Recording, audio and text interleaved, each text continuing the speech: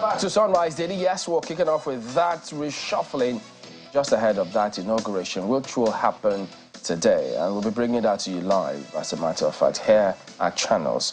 Well, those two gentlemen join us this morning. Dr. Umar Ado is the governorship candidate of the Social Democratic Party for the just concluded Adamawa State governorship elections. For him, he says it's not over until it's over.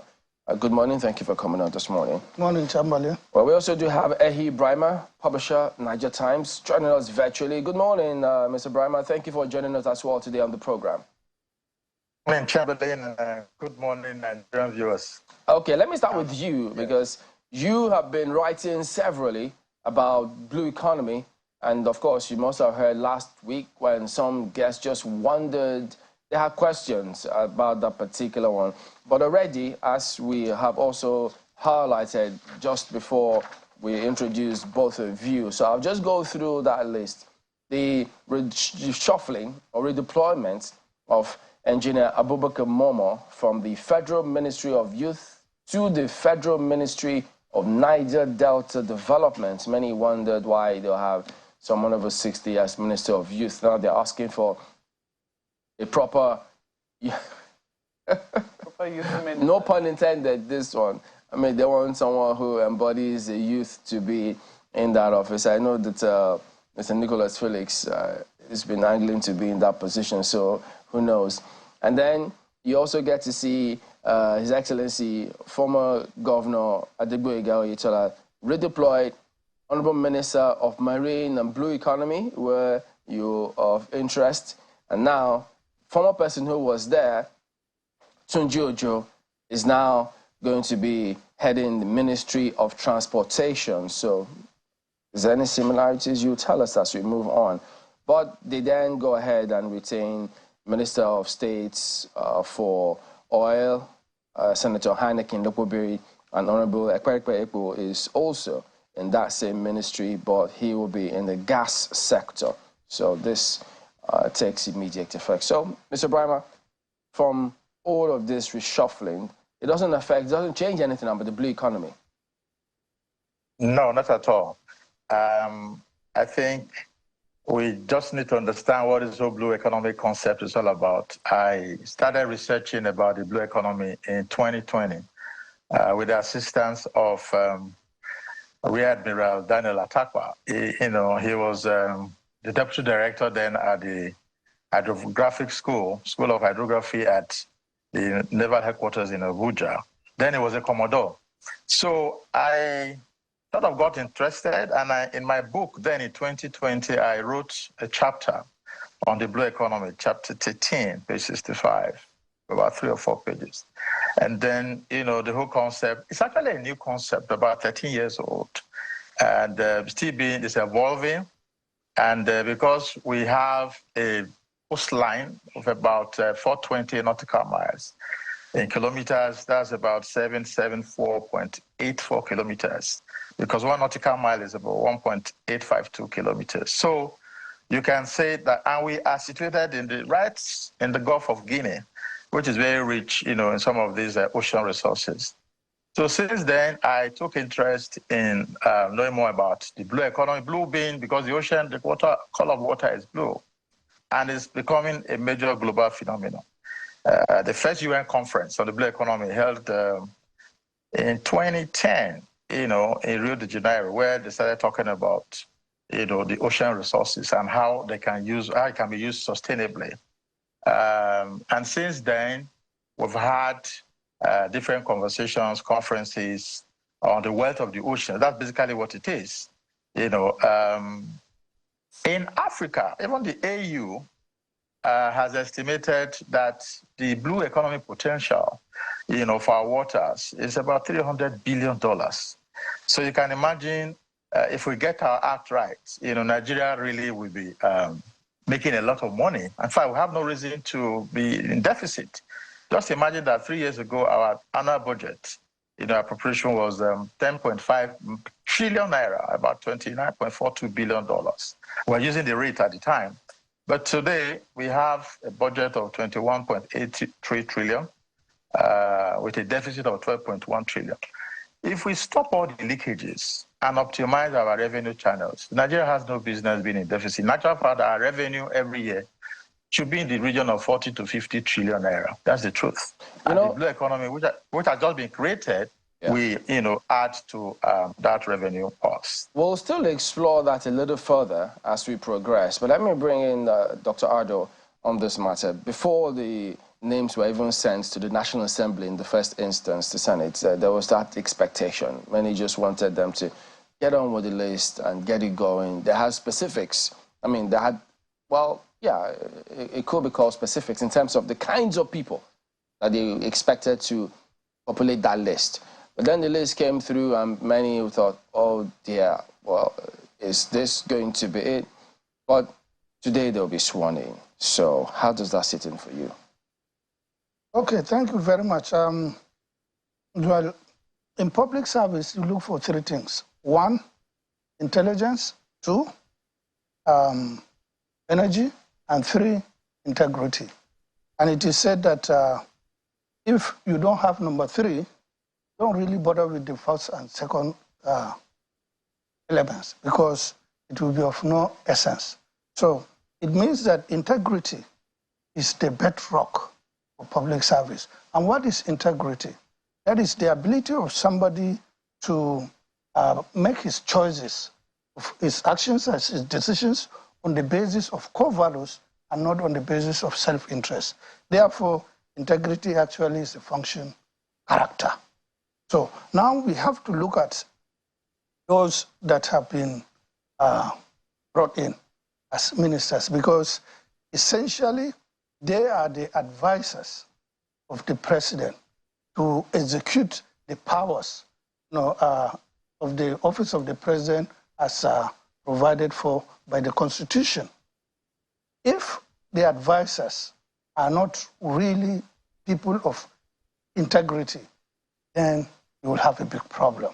So we all agree that our country has collapsed. But what is the yardstick for this integrity? Because different people may interpret it differently.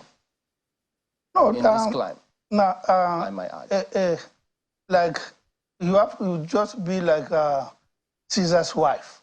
You should be beyond suspicion. Huh. You know, Caesar's wife is beyond suspicion. Therefore, a person that has any element of suspicion, that person's integrity under question mark. What about those who say, if legally they do not have any of those impediments, if anyone accuses anyone of anything, if it's not proven, if it's not been found guilty, if it's not been convicted, where lies integrity in them? Yeah, it's because of the legal system we are operating, where a man is considered innocent until he is proven guilty. The other side is that a man is guilty until he proves himself innocent. You know, they operate it virtually in most Islamic countries, in France and other parts of European countries. You are considered guilty, then you come and prove your innocence. So, for example, if you are seen to have, lines of houses and of vehicles and other materials that you cannot come and explain to a panel of professionals the manner, the means, as to how you acquire it. So you will not be able to prove yourself, innocent. So whosoever is having a kind of integrity, acquired deficiency integrity syndrome. Let me put it this way, AIDS, acquired integrity deficiency syndrome, that person should not hold public office. Are there persons who you think don't pass this test? In the system? Currently? Well, I wouldn't want to. There are litany of them, in the nominees, in the minutes, a litany of them. We have them, but I'm not going to name anybody. However, we know, as a matter of fact, that this country has collapsed, and that the major reason why Nigeria has collapsed is because the way the operators of our system have been operating the system.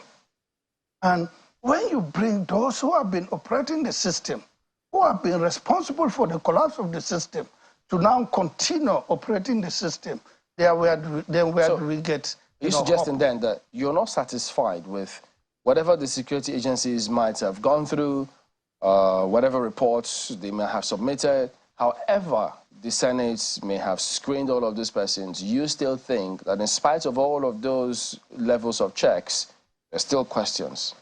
Well, you don't, neither you nor me, know who, what's the parameters that being used, to check them.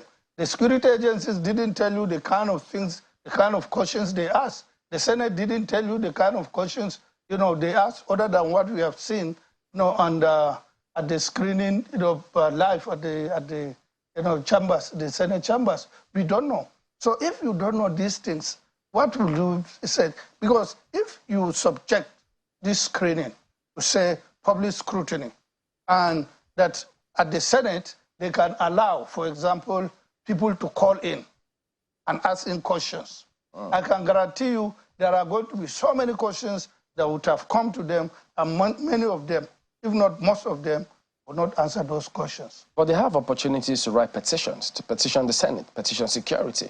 If anybody feels they've got strong evidence, they can still do that. Well, Chamberlain, let us not be a little legalistic in these kind of things. These things it's a matter of morals. You see it. When you see it, you know it. I find it interesting, the points that you have raised, considering the fact that you tried to be governor of your state, Adamawa State, in 2023. And I'm just wondering, assuming you had succeeded, how easy do you think it would have been to find people within your political party, maybe outside of your political party as well, to satisfy the three major criteria, at the same time maintain political balance and stability within your state? Well, the first consideration will be the state itself. So when I'm looking for operators of the system, I will not necessarily concentrate heavily in my political party. I will look beyond the political party and bring credible people, credible Adama indigenes, if necessary, even bring credible other Nigerians that are not, Adama indigenes to come and operate. What we need is the result. We will really need to see Adama progress. So I would have gone beyond party, and I will satisfy the party in one way or the other, but my major concern, my major target is to satisfy the state. And that's what I would have done. How easy do you think that will be, considering the fact that, oftentimes all of these things boils down to politics? It's all sincerity of purpose of the leader. If the leader is sincere, because for you to go out and say, I want to be a leader, it's a noble objective if your intention is to fix society. But if your intention is to go there to satisfy self-interest, then you are the first culprit in this. Well, a number of people will say we've gone beyond the selection of the ministers now. We have. Yes, today they will be sworn in as ministers. The ministers, they're still ministers-designate up until this point. Yeah. By the time they finally take the oath of office, they will be in office as ministers. But I do not know whether for you there are other concerns that you have with regards to how, because even the APC can argue that, we didn't take everybody from within the APC. Very obviously is the Minister of the FCT, former Governor of Rivers State, Nyesom Wike. For you, what are your thoughts? Do you have any expectations of him as one who resides right here in the FCT? Okay, yeah, I think maybe the president brought in Wike to, first he brought in Wike because of the role Wike played in his coming to power, that is opposing his party and going against the party's presidential candidate, and in support of the president. That's the first step he took, so to now pay back Wike for his efforts. Then, and to bring him specifically to the FCT, maybe because Wike has built in some flyovers in rivers, so he wants to see flyovers in Abuja, but we have so many flyovers in Abuja. I don't have any problem, with Wike as a person, as a public office holder, but if he comes in and he wants to, like I said, bulldoze his way like he does, I've seen him do in River State, then there might be some problems, because as I just saw on the TV here, the issue of indigence, they'll come up with their own agenda. Issue of residence, we'll come up with our own agendas, and there are a lot of issues, land problem issues in the FCT.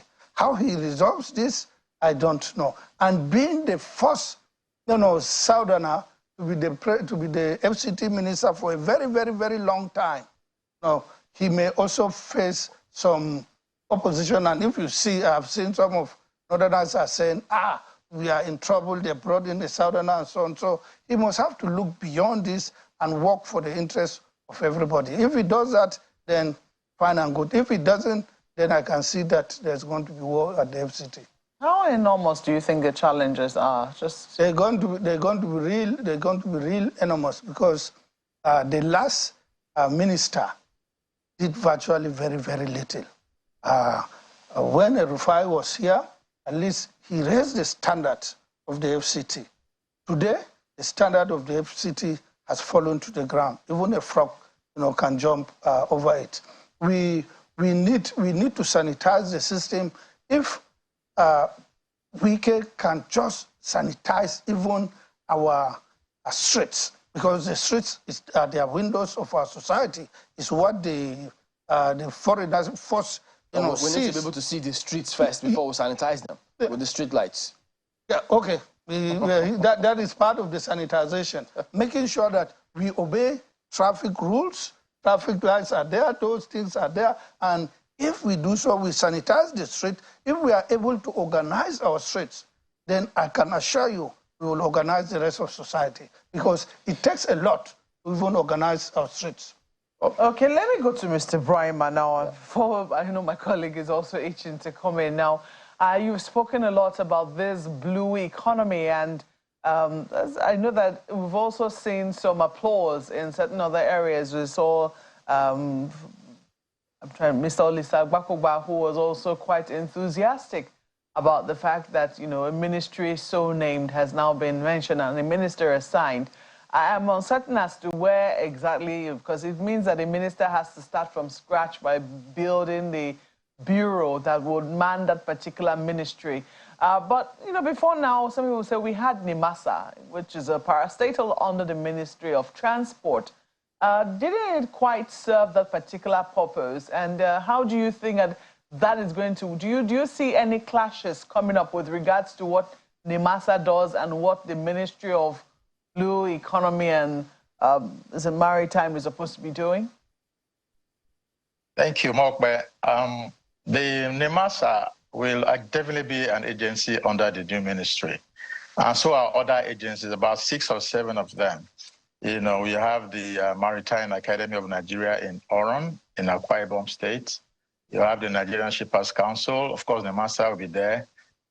You have the Nigerian Institute of Oceanography and Marine Research will also be there.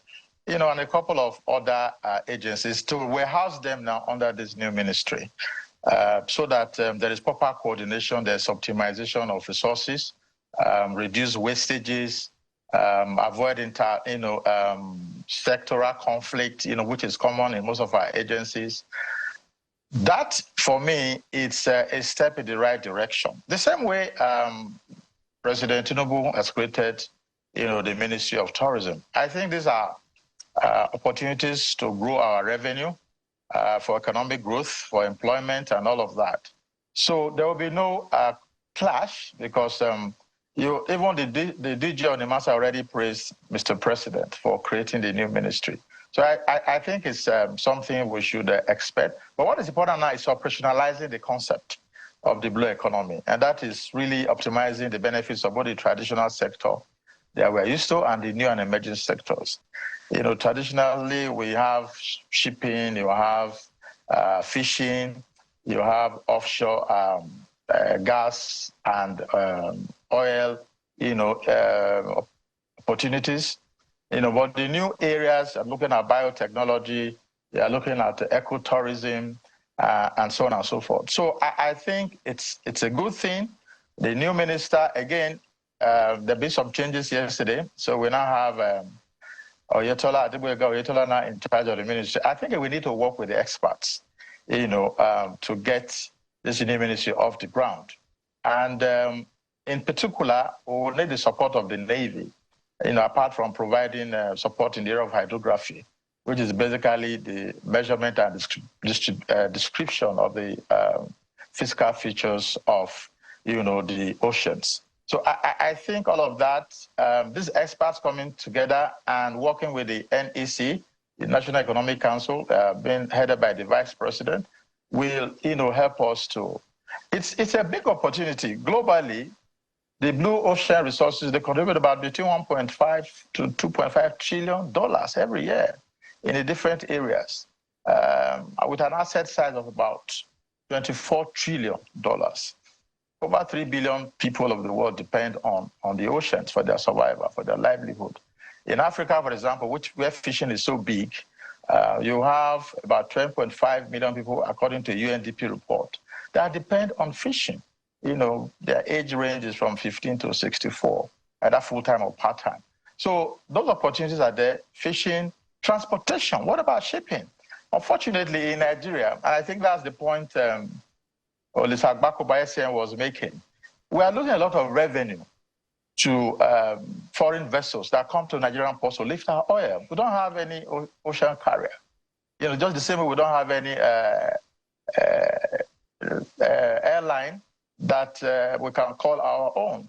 So on the average, Olisa Agbakoba has cited in the forum that we are losing over 7 trillion annually, from that sector. So optimizing the maritime space is very important. I mentioned that Nigeria is situated in the Gulf of Guinea, which is about 11,000 square kilometers. But Nigeria, we have 290 square kilometers of what we call maritime space. It's the same thing as a land area of about 5 states in Abuja: Kaduna, Taraba, Borodo, Niger, Lagos, and Kaduna states, plus Abuja. So, which is 1/3 of the land area of Nigeria, 924 square kilometers. So essentially, there is a great opportunity for us to optimize those resources in a sustainable way and to be beneficial to our economy. But talking about the new leaders, our new ministers, I would like to quickly say that the people we engage to work for us, either as ministers or heads of agencies, they are Nigerians. They don't drop from the moon. So we must always understand that. Then secondly, you have competent Nigerians in every part of Nigeria, from every state. Brilliant minds. Nigerians are doing great things all over the world. When we continue to say Nigeria has collapsed, Nigeria is this, Nigeria is better than so many countries of the world. That is the truth. We have a lot of potential in so many areas. We just need to identify what those opportunities are. Nigerians are doing great things all over the world, even within Nigeria, in the different sectors. So I think we should run away from demarketing Nigeria as much as possible. What do we want to say about Dr. Akinwumi Adesina, who is heading the African Development Bank? They say Nigeria, and they're doing great things there. What about Amina Mohammed, the UN Deputy Secretary General? She's a Nigerian. Dr. Ngozi Okonjo-Iweala. These are Nigerians I always cite all the time, and there are so many others. Within Nigeria, too, we have so many brilliant minds. So let us stop saying, you cannot run away from the fact that in the kind of politics that we play, and it's not only in Nigeria, there are always interests. Politicians have interests. And you must balance those interests with competence, with integrity, as the other guests, talked about. So it is a major issue trying to balance even ethnic considerations. You see the agitation now for the Minister of Nigeria Delta. What I believe the president, in his own wisdom, took off the list. But now he's brought it back because the Nigeria Delta people said they will make trouble if they don't have that ministry. But I think that was more like a subtle blackmail. I also believe that the NDDC, is supposed to serve a purpose It was established, by President Olusegun Obasanjo in about 2000. But the question we should also be honest about is we should ask, has NDDC served its purpose? The people who run NDDC, they're from the Niger Delta. What is the impact of development in the Niger Delta in terms of the resources that they have received over the years? It's a hard question we need to ask. It's not just about saying appoint, a ministry for the Niger Delta or appoint somebody from the Niger Delta, to head the ministry or to head NDDC. That's fair enough. But what is the result? What is the outcome? So we as Nigerians, we need to also be able to ask ourselves those honest questions. The ministers we have, I have to be honest, Mr. President had to do a lot of balancing. I was not there, but it is clear from the list. Just one moment, Mr. He. I mean, one of the issues. You've spoken about quite a number of things. As a matter of fact, you raised a lot of questions. Should I say so, unconsciously? I'll come to the opportunities in the sector. But allow me to raise a number of issues with you, particularly concerning the functionality of this ministry. The blue economy, as you have noted, cuts across quite a number of existing ministries already in Nigeria.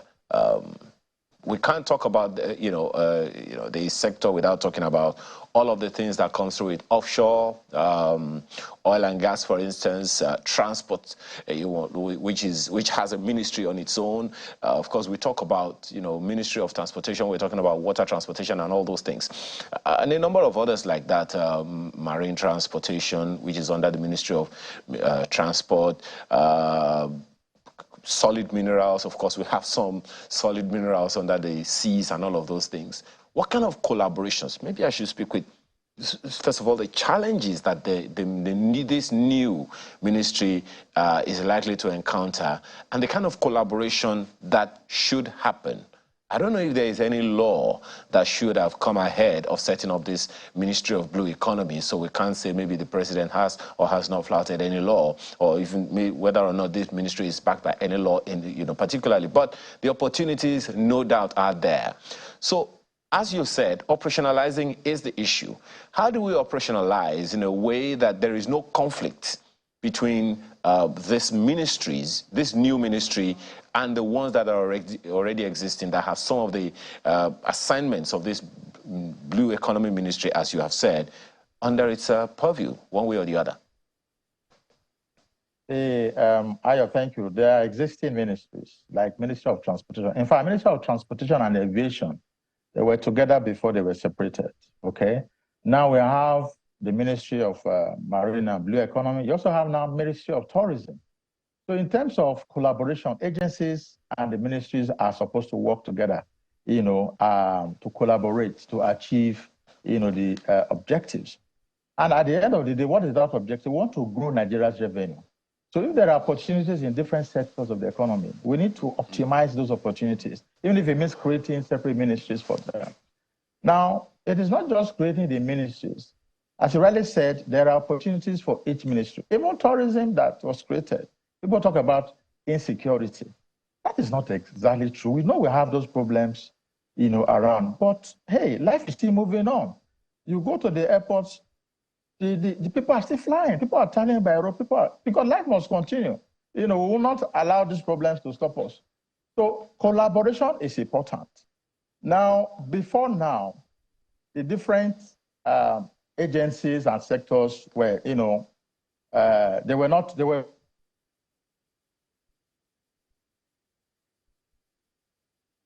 Oh dear.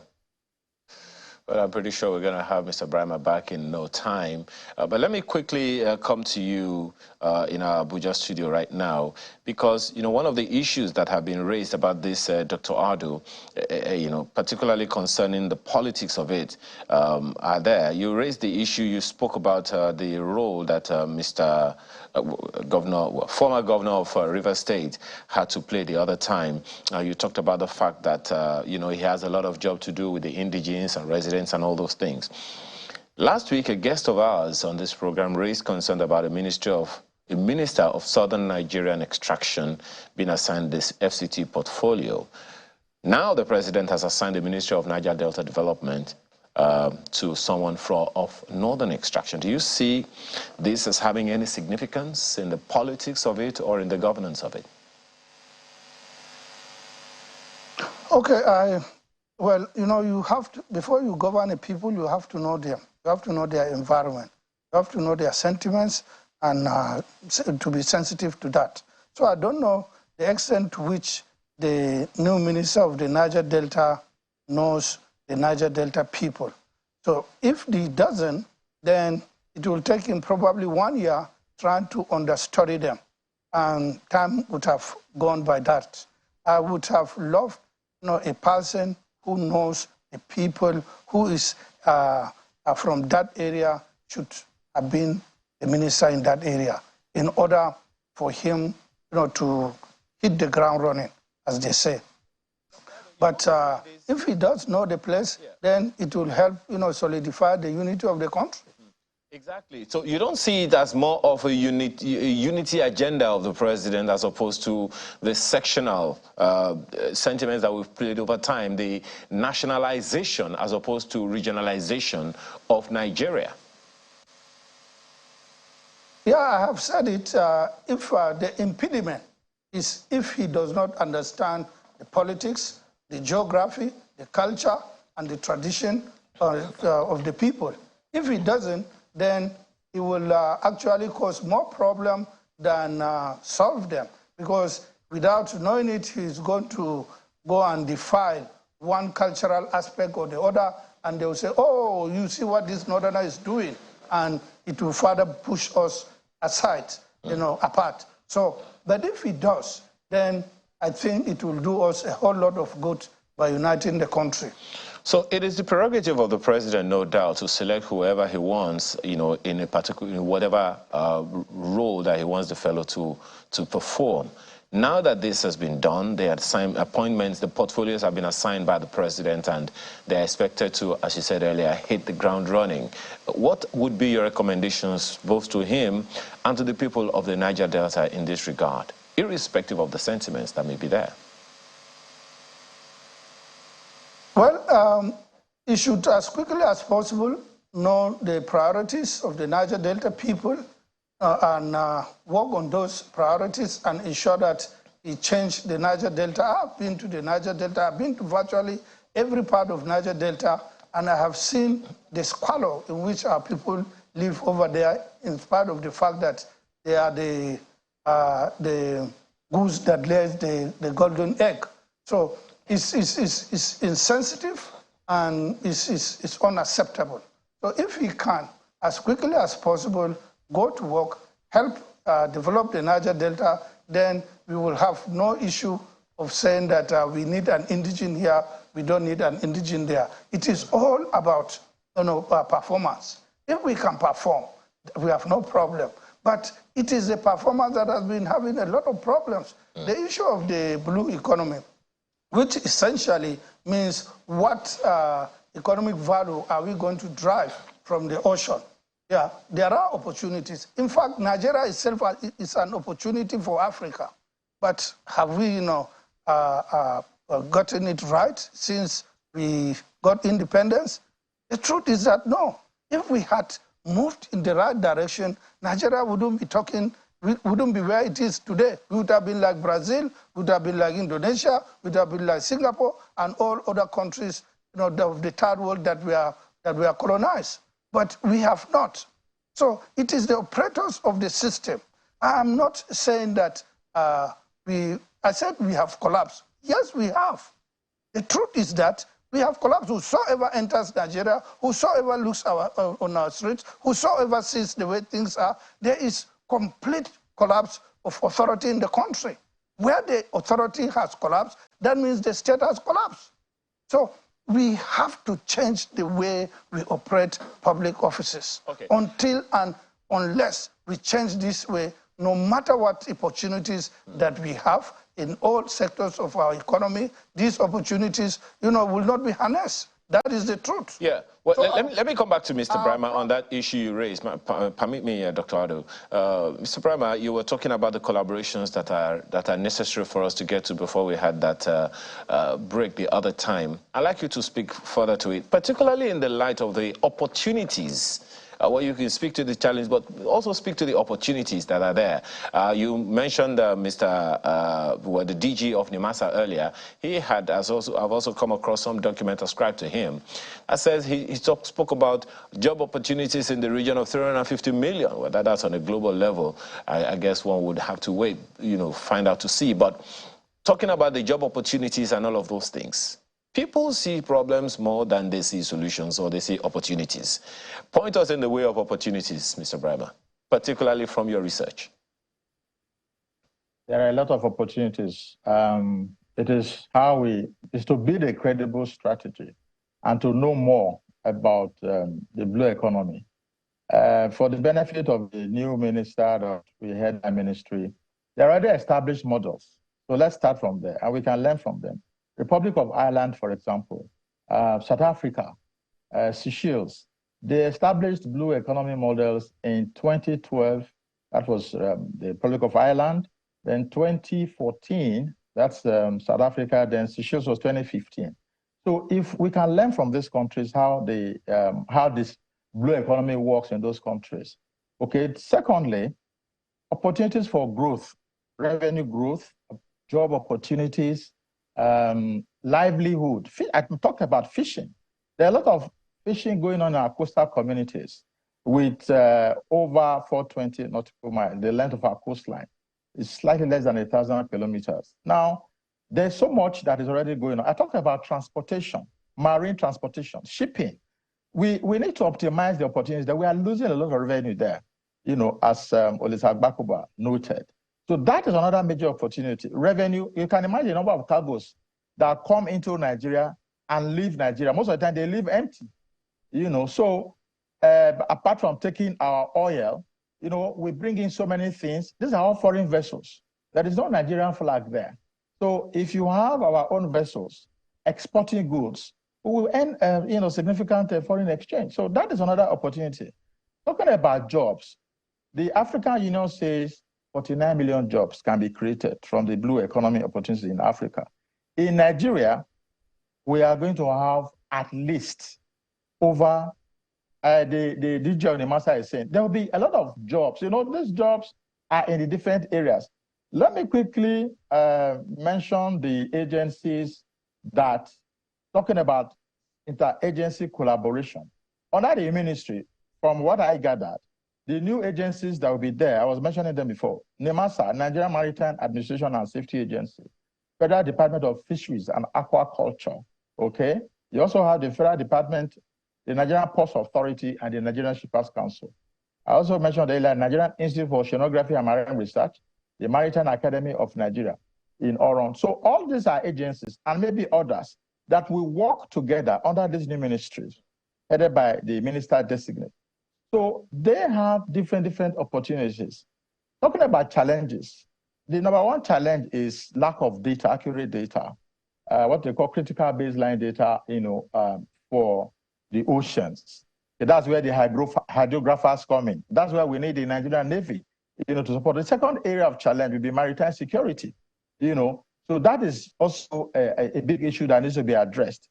But the new ministry should use a tool called, as Rear Admiral Atakpa, told me, what they call marine spatial planning. It sounds to me, Mr. Brahma, it sounds to me that you already, maybe the minister has to invite you for consultancy on this matter, because it seems that there's a lot of work to do, a lot of opportunities that are right there.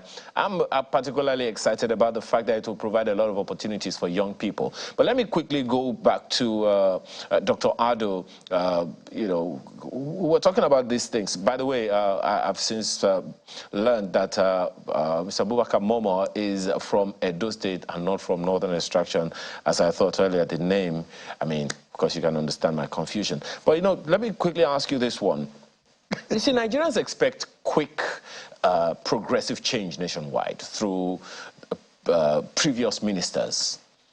It would seem like over the years, there's been more dashed expectations, particularly from in this Fourth Republic, more dashed expectations than expected. So Mr. Brima also just spoke a little about the difficulties that the new minister of the new ministry will have to encounter. What difficulties do you anticipate for these new ministers, particularly those who may not have public service experience? And what are the suggestions you would make to them?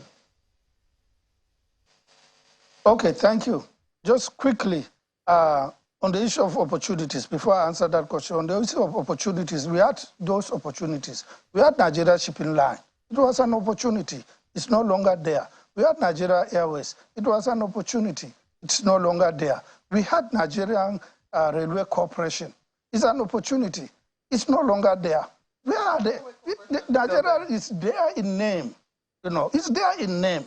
When I was a kid, trains were flying from here to Gombe, from Maiduguri, all over the country. Yeah, but it's coming back. But the point is that it has been filtered away. So these opportunities have been filtered away by whom? By the operators of the system. So new opportunities come, then new operators come, and then new way of filtering it would also come. Until we resolve this issue of operators, we are not going to go any far. No opportunity is going to be an opportunity for the country, but it's just going to be an opportunity for the operators of the system.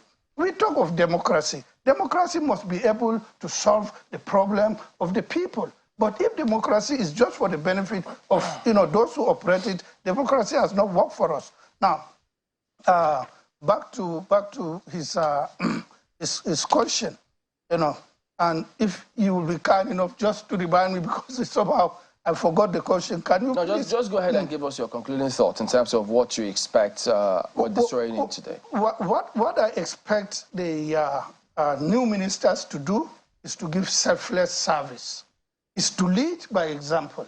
Leadership is by example. Those who call for sacrifice must be seen sacrificing themselves. If you don't sacrifice and you call for sacrifice, who will listen to your call? So we need to see leadership by sacrifice, leadership by example, and leadership by action. Right. Unless we get these values, we are not going to go anywhere. Okay, Mr. Brahma, quickly, how soon should people expect, for instance, this new ministry to begin to deliver results? Well, it's a brand new ministry, and as I said, the first thing is to have, a strategy in place. And to do that, you have to learn from others.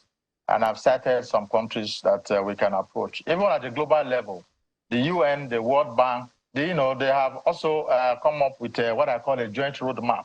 Okay. On the blue economy. There's so many countries, that we can look up to. They include Ghana. Should we give them a timeline?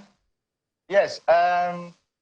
Well, let's look at the first, 12 months for them to, 6 months. No, 6 months. 6 months to look at how, this plan, this whole strategy can be put in place. Because it's a brand new ministry and they need a lot of learning to do. But the Nigerian Navy would definitely be very, very helpful in that regard. All right. Mr. Ibrahima, publisher, Niger Times, as well as Dr. Omar Ado, governorship candidate, Social Democratic Party for Adamawa State 2023. Thank you both for your time today. Thank you. All right, we will be back in a moment and we will be talking about Niger. Stay on with us.